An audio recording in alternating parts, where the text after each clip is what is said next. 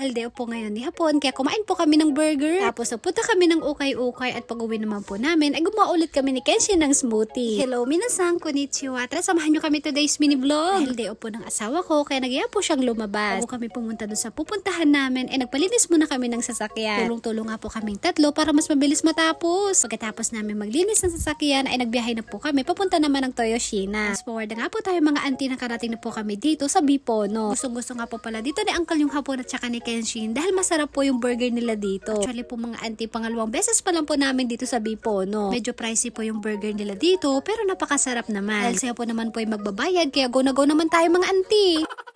Katapos po ng ilang minutong paghihintay, dating na po kaagad yung in-order namin para kay Kenshin. Ang po palang store na to ay located lang po dito sa Toyoshina. Siya naman po mga auntie ay sarap na sarap po sa kinakain niya. Katapos ng ilang minuto ay sunod naman pong dumating yung in-order namin ni Uncle yung hapon. Ala, grabe ang laki nito mga auntie. Ito po talaga yung nagustuhan namin dito. Napakasarap po ng burger nila. Bali magkakaiba nga po pala kami tatlo ng in-order. Iba po kay Uncle yung hapon, iba sa akin at saka iba rin po kay Kenshin. Nasang itadakimasu.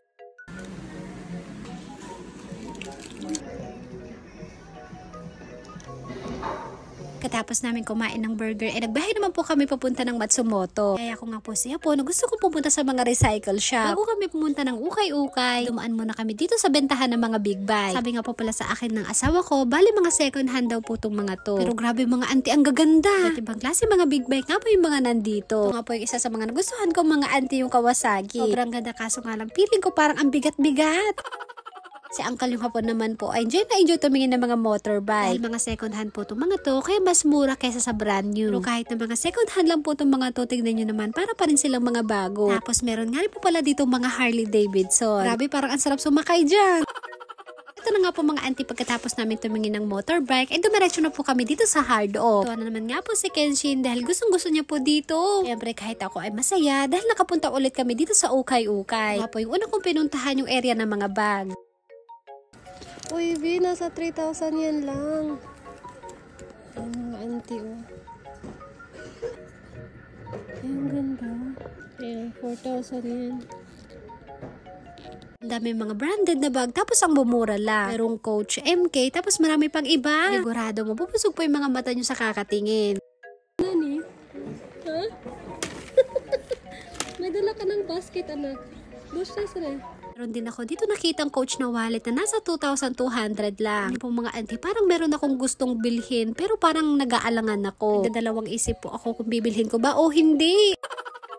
Nakita nga rin po pala dito sa Uncle yung hapon na gaming chair. Mas meron ako dito nakitang damit na nasa 300 yan lang.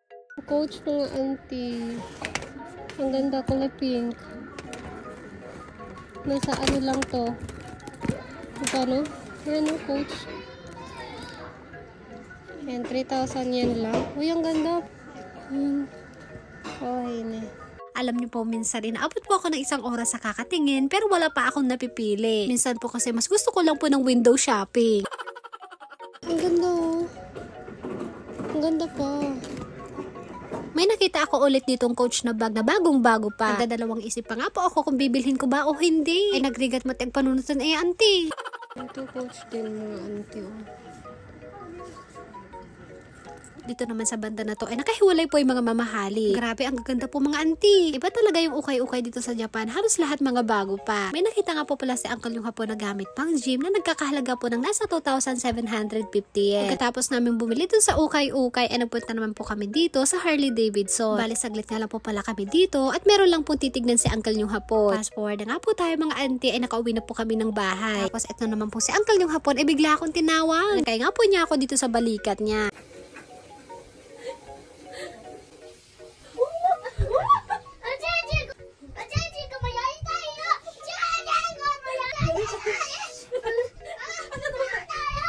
Nag-exercise nga po to si Uncle yung hapon at ako po yung pinagpraktisan niya. Samantalang si Kenshin naman po ay gustong sumakay mga auntie.